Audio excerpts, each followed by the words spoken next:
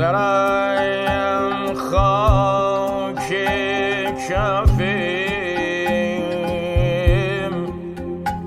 اوی حسین است.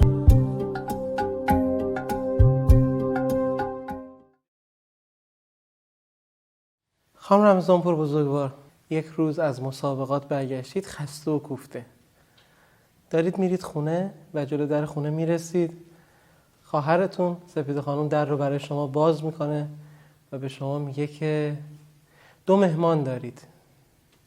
وقتی شما پرسجو میکنید که اون 2 مهمان کیان، به شما میگن آقا امام حسین و حضرت عباس مهمان منزل شما هستند و میخوام با شما صحبت بکنم. وقتی این 2 بزرگوار رو ببینید، به این 2 بزرگوار چی میگید؟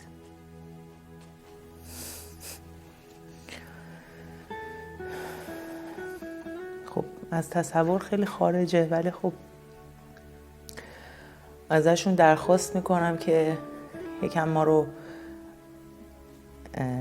یه جورایی به ما آموزش شهادت و آموزش شجاعت بدن. شجاعت تنها چیزیه که این روزا نمیبینیم.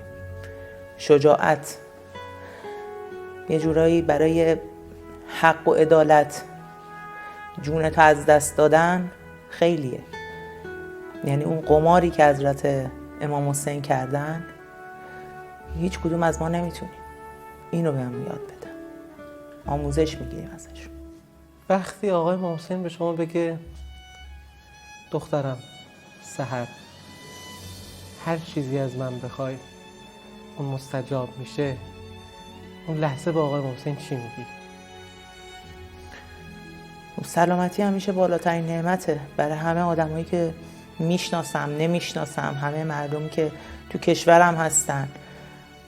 آرزوی سلامتی میکنم و اینکه آرزو میکنم همیشه پرچم کشورم مثل همیشه رو سکو باشه. این بزرگترین غروره برای یه ورزشکار. آقای امام حسین چه شکلیه؟ بکنم شکل آب زلاله، شکل چشم است. فکر میکنم مثل رود جاریه، زلاله، مثل آسمون بخشنده است، مثل گل خوشبوه. دیگه هیچ چیزی نمیتونم اصلا، یعنی بزرگترین چیزی که تو ذهن هر کسی هست طبیعت بکر و دست نخورده است. فکر میکنم امام حسین شبیه اونه. سرکار خانم سحر رمضانپور دوست داره در کدوم غاب صحرای کربلا حضور داشته باشه؟ دوستم در نقش هور باشم مثلا. به نظر من هور خیلی شجاع بود. فرصت خیانت هم داشت ولی نکرد. فرصت خیانت برای همه آدما وجود داره. من دوست داشتم تا جایی که راه دارم، یعنی تا جایی که نفس دارم، هیچ وقت خیانت نکنم. اگر امام حسین همسایتون باشه چی کار میکنین؟ ببینید میخوام یه مثالی رو براتون بزنم. یه نوشته رو من چند وقت پیش خونده بودم که نوشته بود که همیشه تو زندگیت هر لحظه حس کن که خدا همه جا هست. یعنی هیچ وقت وجود خدا رو تو زندگیت نادیده نگیر. هر کاری دوست داری انجام بده ولی وجود خدا رو نادیده نگیر، چون خدا تنها کسیه که تنها چیزایی که هر چیزی که به وجود آورده برای ما آورده. برای همین اون لحظه فکر می‌کنم خدا کنارمه.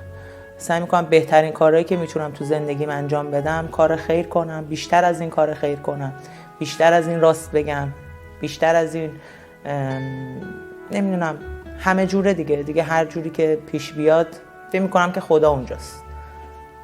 آقای امام حسین و حضرت عباس مهمان شما بودن و از این 2 بزرگوار پذیرایی کردید، حرف دل شما رو شنیدند و الان دارن جلوی در خونه با شما خداحافظی میکنن.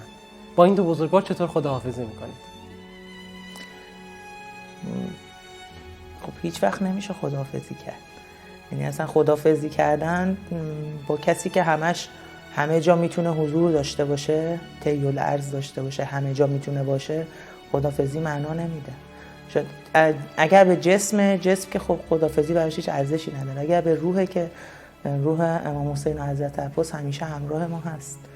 هیچ خدافزی معنی نداره به نظر من. این دنیایی که ما داریم توش زندگی میکنیم مکتب عشقه.